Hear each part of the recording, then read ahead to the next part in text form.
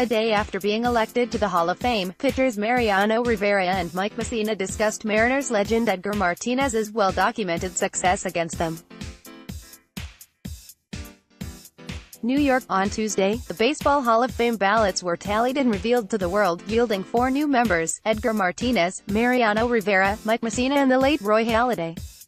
On Wednesday, at a news conference at the St. Regis Hotel in Manhattan, the key tally was this: dinner's owed. And according to this columnist's tracker, it's tied at 1 apiece. The lone exception of Mussina, who has an Olive Garden feast coming his way with none due from him. The group was barely seated before Rivera addressed the elephant in the room: if elephants could hit his fabled cut fastball the way Martinez did. Turning to Martinez, he said with a smile, "Edgar has to take me to dinner, maybe tomorrow. One of these days. It's because of me, his average is better. Therefore, you owe me dinner." The reference, of course, was to Martinez's legendary mastery of Rivera, to the tune of a .556 career batting average, 11 hits in 19 at-bats, with 3 doubles and 2 home runs. To which Martinez had a rejoinder that might just get him out of paying for the meal. "There's one at-bat I'd pretty much trade for all those hits," he said, shaking his head. Then Edgar told the story of Game 6 of the 2000 American League Championship Series at Yankee Stadium. The Mariners trailed in the series, 3-2 and 9-7 in the game. Bottom of the 9th, 2 outs, Alex Rodriguez on second base, Martinez at the plate representing the tying run. Of course, he sat on Rivera's cutter, the diabolical pitch that punched his Cooperstown ticket, the one he threw virtually 100% of the time. Emphasis on virtually. Continued Martinez, "I looked for the cutter all the way, like he always did. And then Mariano throws the first sinker I see from him my whole career. I hit a weak fly to left field. Game over, we go home. I want to change all those hits just for that one at-bat." The archives show it was actually a weak grounder to short, but the result was the same: another disappointing playoff ending for the Mariners. They never could quite take that final step to the World Series despite having 3 official Hall of Famers in Martinez, Randy Johnson and Ken Griffey Jr. plus Alex Rodriguez, at various times from 1995 through 2001. Rivera then addressed Halladay's widow Brandy and their sons Braden and Ryan.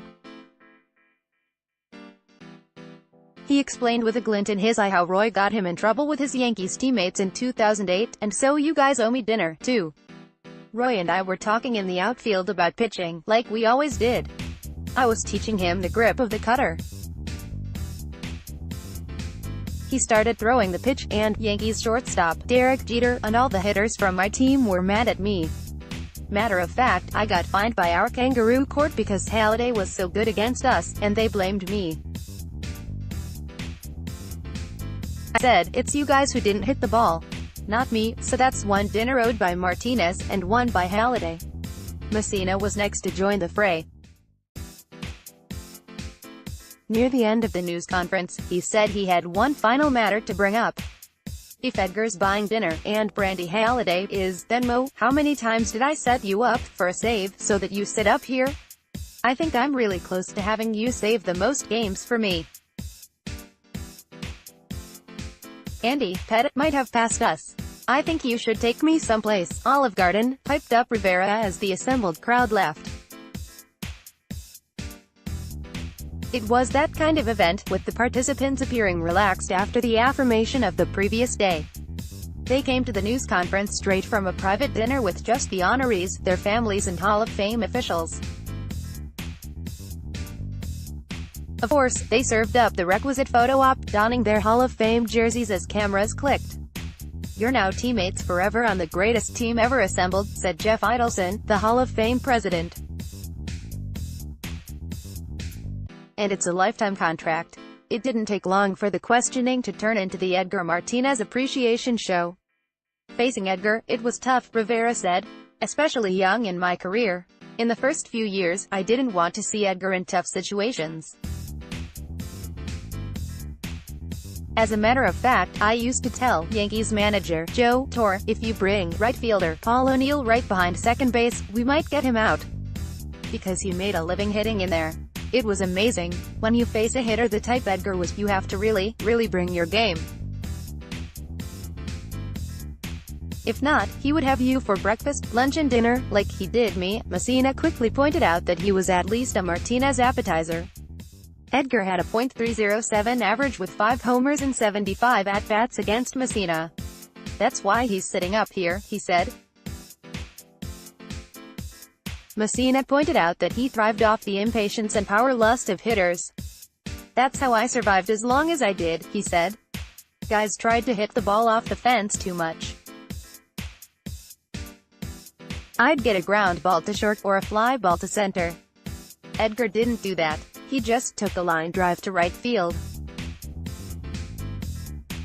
It frustrated me to death. Sometimes when you face someone as good as him, you just think, I'm going to throw it in the middle of the plate and hope he hits it hard right to someone.